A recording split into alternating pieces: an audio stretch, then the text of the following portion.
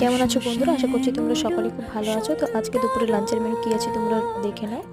রয়েছে ভাত, ডিম দিয়ে আলু মাখা, এই যে চিংড়ি মাছ দিয়ে লাউয়ের তরকারি, রয়েছে ভোলা মাছের ঝাল, আর এই যে ডাল আর চালতার চাটনি।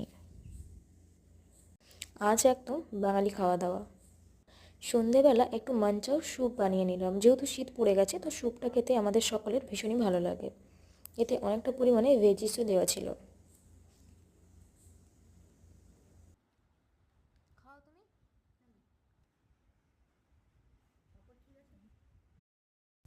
ডিনারে বানিয়েছিলাম একটু চিকেন পকোড়া আর একটু স্যালাড। তো এই হলো আজকে সারাদিনের আমাদের খাওয়া দাওয়া। বন্ধুরা, তোমাদের আজকে লাঞ্চের এবং ডিনারের কি মেনু ছিল অবশ্যই তোমরা কমেন্টে জানাও। সকলে খুব ভালো থেকো, দেখা হচ্ছে পরের কোনো ভিডিওতে।